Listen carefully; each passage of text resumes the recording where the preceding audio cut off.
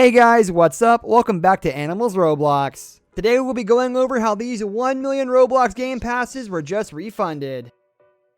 As a Roblox developer, it is currently impossible to refund players their money without losing 30% of the product's purchase price through marketplace fees. It's also impossible to bulk refund. You have to go through and individually refund every purchase. On top of this, you usually have to ask people to contact you to ask for a refund and then get into contact with them to let them know the refund has been completed.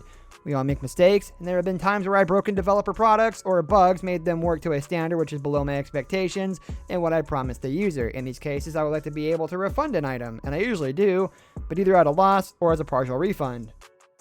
Here's the game I want to make the Game Pass for. So what we do is we open Store and we click this Add Pass button. We will have a Game Pass. Next, we are going to Roblox Studio. In the game, we need to be able to buy the Game Pass, so we are going to do that next. So, My proposed solution: refunds should be easy, quick, and automatic, and there should be no 30% marketplace fee on the original revenue. In other words, there should also be a refund of the Robux removed from the total to make the price 30% taken up by Roblox.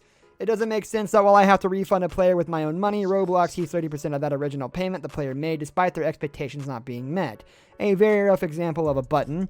A great feature would be allowing bulk refunds where you can select a specific item in a specific time period and automatically refund all purchases in that period of that time for that specific item. Messages or notifications telling players that they have been refunded. It doesn't need to include a message from the developer, but being able to tell the player what's up would be helpful to make it clear what the purpose for the refund is. I made a very rough example here. This is a feature we dearly need. Players assume we can give full refunds at no loss, but it's not possible, and that damages our brands and the trust our players put in us. In this video, I'm actually going to be showing you how to make a game pass for your game and how to make it work so you can actually start getting sales. And click Add Pass, this big button over here. And it takes you to this page where it says create a game pass. You can put an image for it. Creating a Game Pass. To make a new Game Pass, go to the Create page on the Roblox website. Once there, make sure that the My Creations tab is selected and that the Games is selected in the left column. Create an icon. Game Pass icons should be designed as follows. Number 1, an image editing application. Design a circular Game Pass. The final icon will be a trimmed or cropped into a circular image, so you shouldn't include important details outside the circular boundaries. Upload the pass. The next step in the creation process is uploading the pass. Number 1, back on the Roblox website, click the small button next to find your image. Number 2, find the Game Pass image on your computer and confirm that you'd like to upload it. Number 3, type in a name and description of the Game Pass. Remember that players will see this on your game's page, so be creative and accurately describe what the pass does.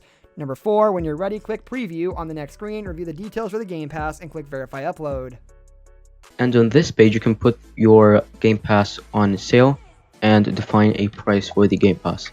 You must know that Roblox takes 30%. You're going to go over to Starter GUI and click Screen GUI, and then put a text button. This is basically the button that the Configure the pass. Once you've created the Game Pass, it will appear on the same page. Slightly further down, the final step is configuring the pass so players can buy it. Number 1, select Configure from the right side pull-down menu for the new pass. Number 2, on the configuration page, click the Sales tab. Number 3, click the Item for Sale toggle switch to make the pass available to players.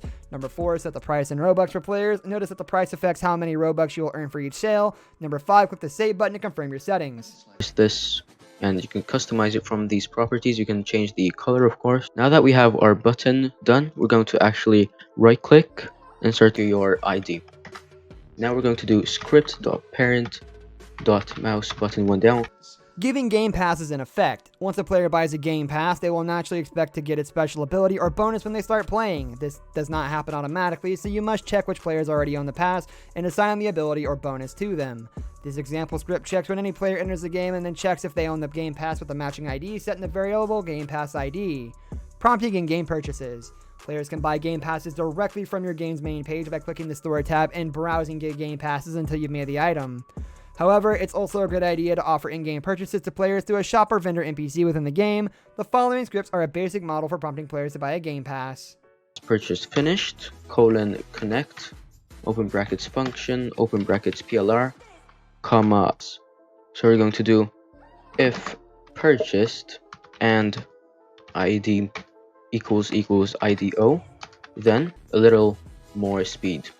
Okay, so this fires when the player bought the Game Pass. Now we're going to make it check if the player already has the Game Pass. Server-side code. This code should be located in a script object, not a local script, within server script service so the server can handle the ability or bonus given to the player. Client-side code. This code can be placed in a local script and the prompt purchase function can be called when the player presses a button when their character touches a part or whatever fits your game design.